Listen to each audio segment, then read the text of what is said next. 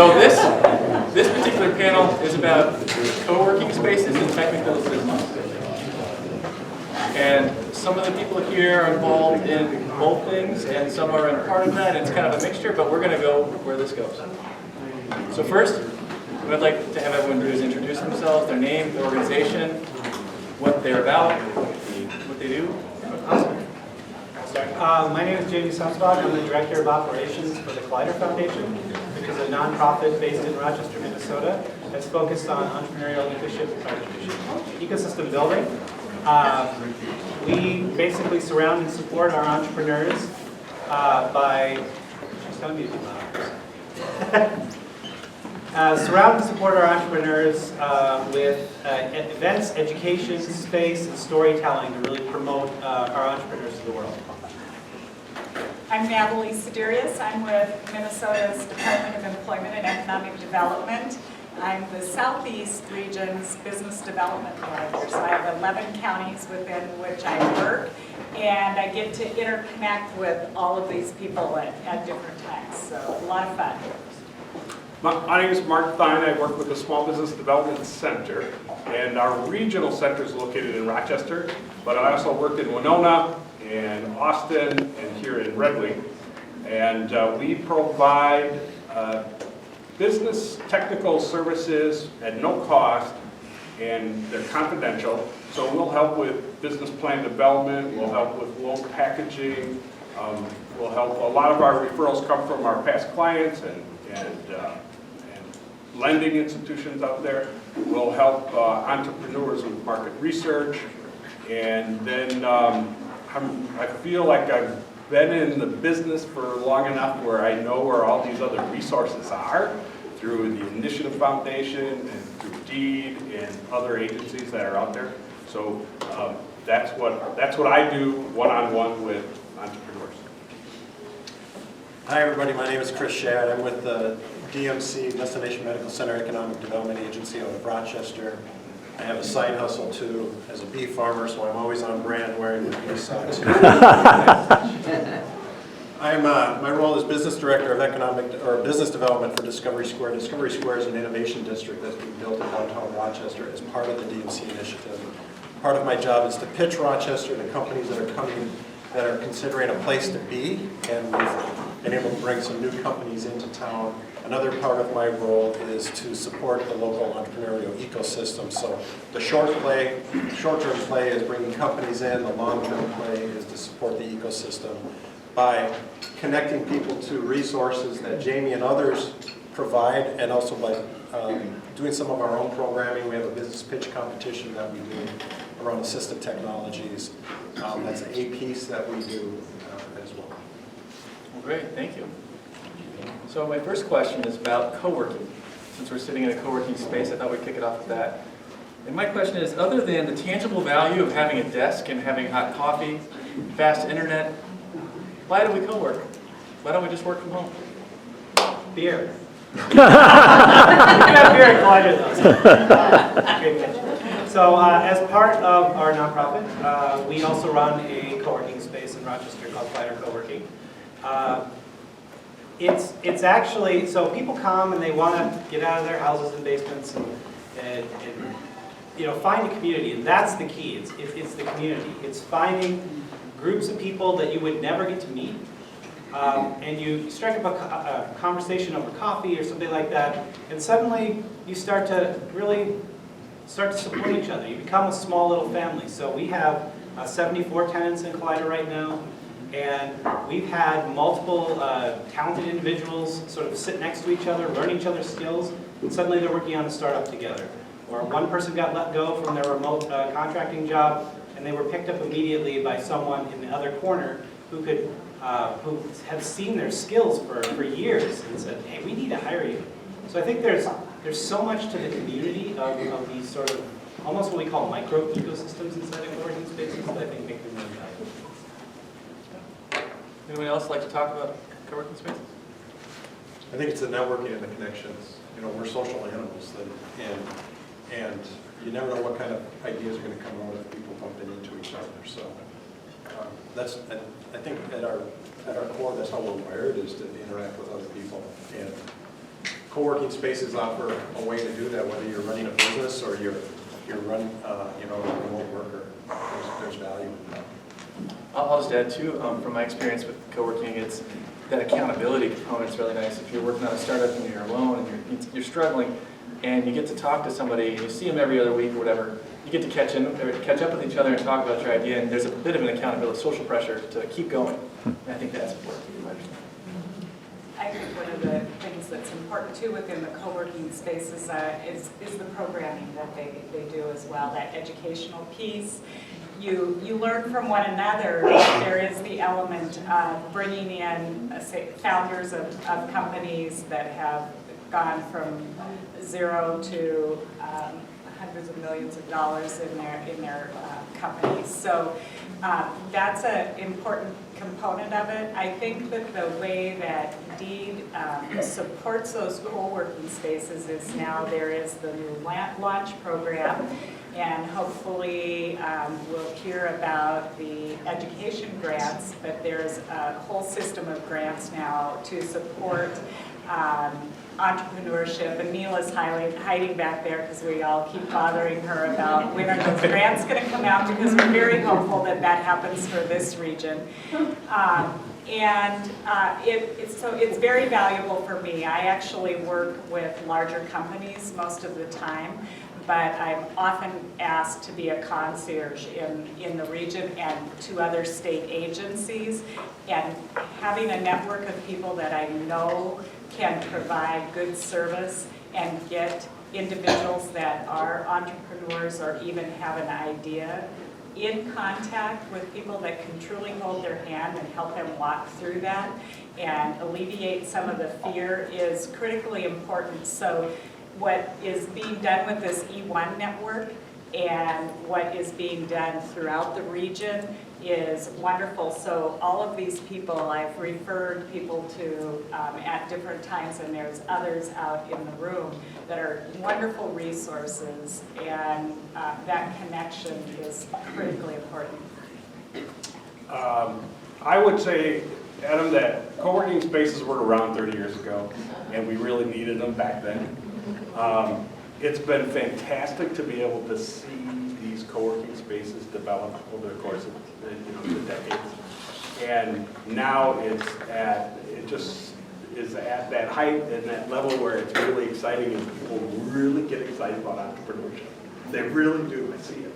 And as independent consultants that work and with the SBDC and other firms out there, we're able to be able to reach those entrepreneurs faster and quicker and be able to give them resources to be able to grow.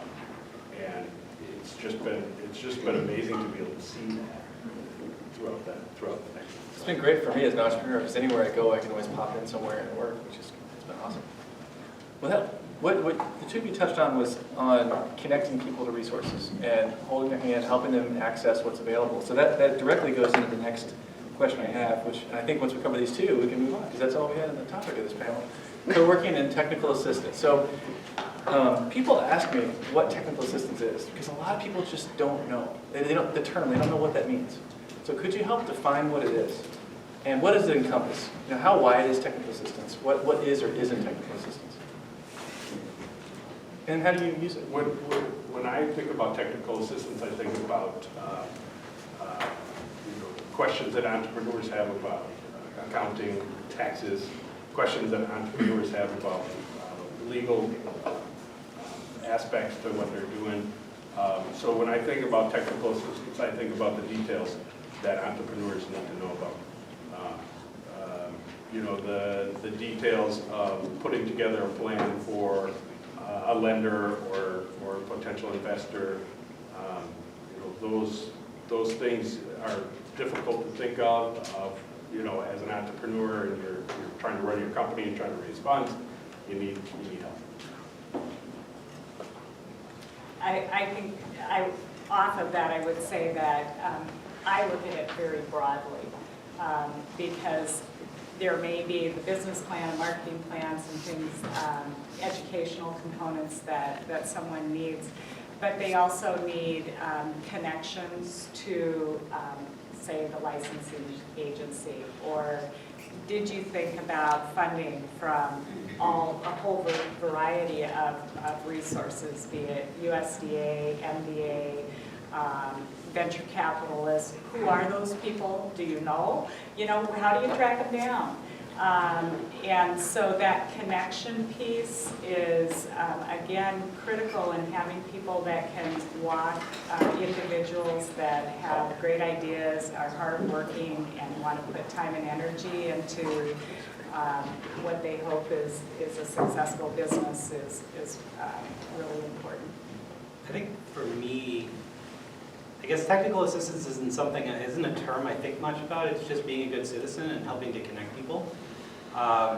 Some days I feel like my name is, hey Jamie, can you help me with ... because you just get this steady stream of people. It's, you know, for someone like myself, it really takes a little bit of time and effort to get to know the resources in our community and then serve as that connection point for technical assistance.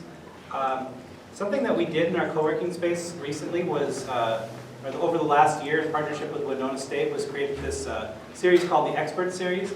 So we realized that many times when we were referring people, you know, again, across the way in the co-working space. You want to talk to an accountant? Well, okay, guess what? There's someone who is a CPA right over there.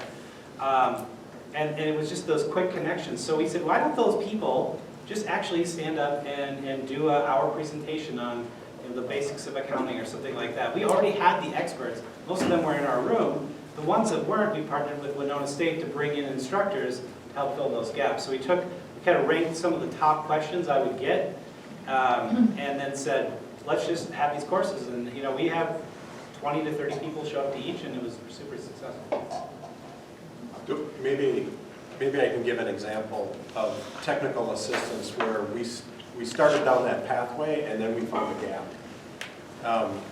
So I mentioned the Assistive Tech Challenge that we're in the midst of right now. The event is on April 4th, where teams will be pitching their ideas around assistive technologies, and there's prize money at stake. We started feeding the pipeline of applications for the Assistive Tech Challenge last fall, September, October, November. We did a series of design thinking workshops, 10 different communities, from St. Paul to Duluth to Decorah, Mankato over to Eau Claire, and several in between. We reached about 250, 260 people. It was a 90-minute session. You could learn how to go from an idea to something that actually could be a product in that process, iterating and troubleshooting and yes and kinds of exercises. 260 people participated in that, and we ended up with 34 applications for the Assistive Tech Challenge. Now, I don't know why it wasn't 340, because we did all of these design thinking workshops. But I think the gap there then, so that was initial technical training, but then the gap was we didn't have something like a lean startup school that we could then send them to, because I wasn't aware of it, that they can take this idea and learn how to turn it into something that's pitchable, that then they would have the confidence to apply for the competition and then maybe take it from there. So from my experience anyway, we have work to do in filling these gaps. We have a lot of people with great ideas and resources, and we need to stitch them together a little bit better. What do you see as some of the efforts underway to bring those gaps, bridge those gaps, and help connect the dots? Like what's changed? So, you guys have been involved for several years in this realm, so what's changed and where's it headed? There's more awareness around the need for entrepreneurship. There's more awareness of gaps, I think. Tools, we've heard about some tools that are becoming available that can help connect. I can mention the Launch Minnesota application, which is designed to help connect all the resources in the Southeast region through a common tech platform and allowing us to have time to meet together and discuss what's going on and connect entrepreneurs, make sure they're getting what they need. That's something that we're waiting to hear back from Mila on. That's twice. Okay. That's twice. Keep scooting the chair back. It wasn't too long ago that the region wasn't interconnected at all. Yeah. It's just been in the last couple of years that that's occurred.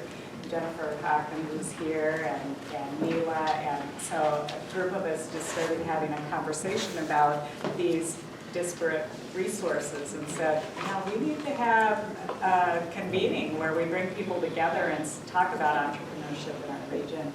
And I think almost everyone that's up here was at that event. And from that grew the conversation about how do we start networking. And Indeed has put resources into broadband. So the state is investing there. There's been a recent, we have a new commissioner that the Launch Minnesota came about, and I think it's because of the connections of people saying, this is important, and we don't have as many entrepreneurs in Minnesota as we once did, and how do we get that rolling again? Because companies are born and they die, and you have to have those developing companies to have a healthy economic system and healthy communities within every region. And I think there's a bit of a fear about stealing from one another, that if I have a company and I refer them over to Rochester and then all of a sudden Jamie's got them situated over there. I think we've come to realize that we have to work together and support with the resources we have. And if Jamie's working with them, and perhaps they'll end up in Rochester, but they may very well come back to Winona or over to Austin, because there's the perfect site for them. And now there's resources in those other communities, and they're interconnected. And when we're, each community is doing better, the whole region is doing better. My hope would be that because we put time, energy, and built relationships, that southeast Minnesota, I'm a bit competitive too, is the example for the entire state. And that we continue to share our resources and work together and build these relationships and know who these entrepreneurs are, so that this whole region does better. I think there's a lot of entrepreneurs out there that we don't even know. So we were fortunate to get a $250,000 grant from the Kauffman Foundation to really study, who are the entrepreneurs in our community, and really then laser focus on what we would call underestimated entrepreneurs in our community. It's people that probably aren't going to walk into Collider for various reasons. So we're in a pretty serious, we're in the sort of interview phase of that grant right now. So we're going out and talking to 100 different sort of ecosystem organizations in town, as well as the entrepreneurs themselves.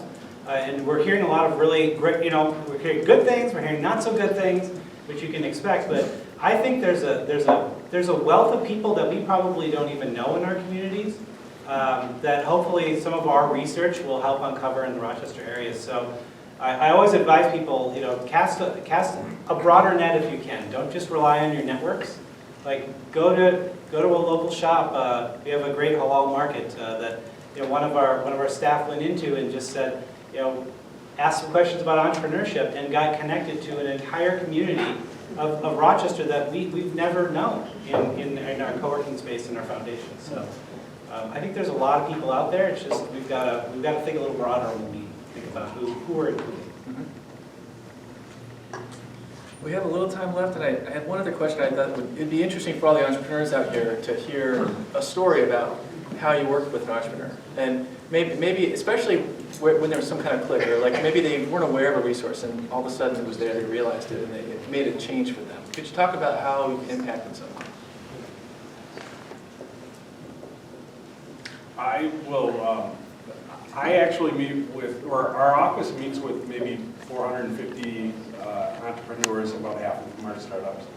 And a lot of the times when we meet and with entrepreneurs, we tend to maybe talk them out of not going into business. That's helpful. Yeah, but it's a good thing, because when we meet with those clients, they're usually coming to get bank financing or put a loan package together, and they're ready and willing to spend all their savings on this particular idea. And so we take them through that feasibility piece, and is this going to work or not?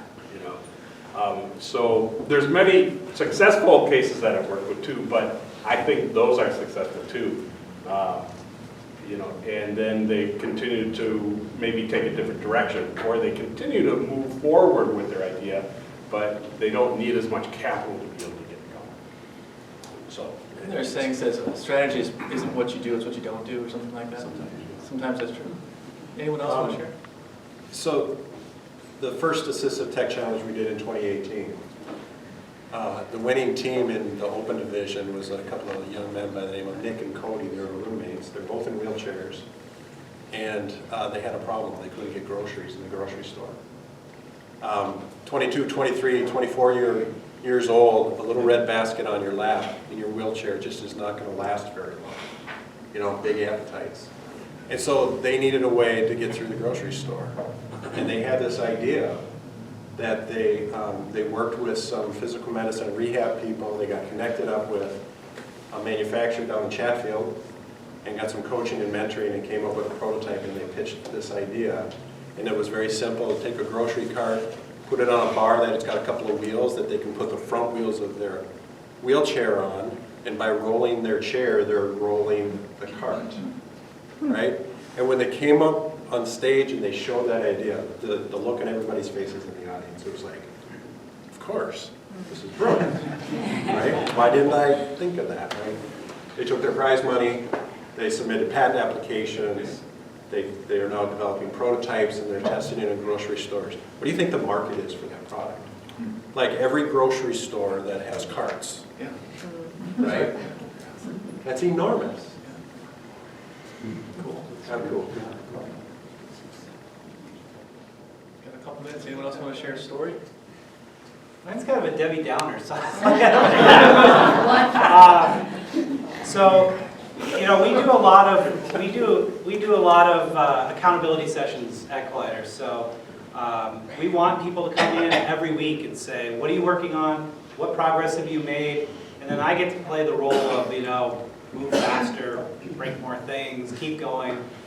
And I had one person who we checked in about every couple of months, and he came in, he looked really like this, and I said, well, how, you know, what's going on in your world? And he says, everything's great.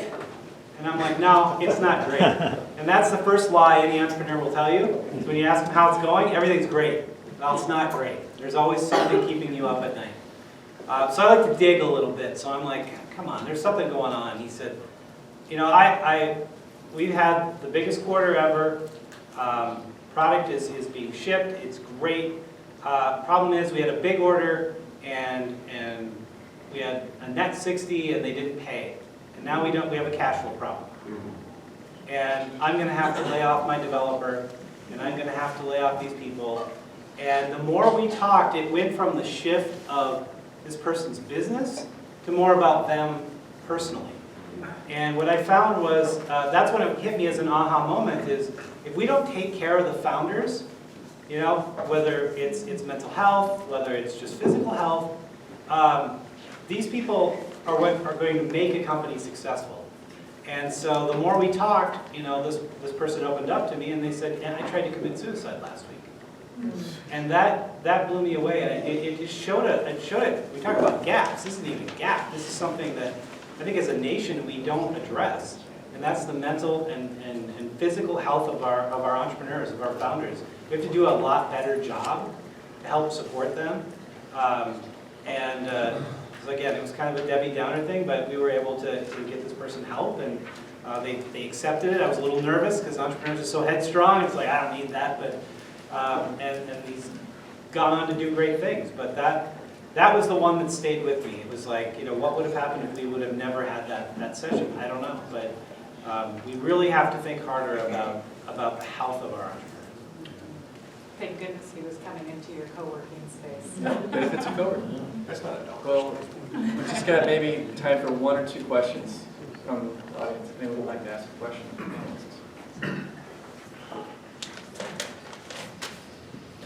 Well, do you have any stories about an entrepreneur who has a great idea but has no interest in spending his life running around looking for money and running a company once it gets going? Just wants to do the tech and it's not like he's not interested, but.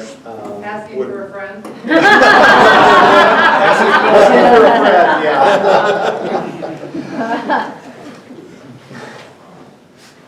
I think that's actually very common. Okay. And for a variety of reasons, I think I hear young people talking about how they are just going to start something and sell it off and get out. They have no intention of growing it at all, and others can't get started. It takes some courage, know-how, persistence to even begin to move an idea forward. So, those are pieces of it that I see. I think that's why I think the most successful startups are teams, right? Yep. We have, especially in Rochester, we have a lot of great ideas, a lot of great technical talent, especially in the medical space. But what we seldom, or we have it, but we don't have probably enough, is that business side of things. So I think finding someone who believes, is passionately about your idea, as you do, but really complements your skills, I think that's what makes things move forward. You can't do this alone. Entrepreneurship is not a solo sport. It's a lot like being a parent. Okay, well, for the sake of time, thank you everybody so much. Please round of applause.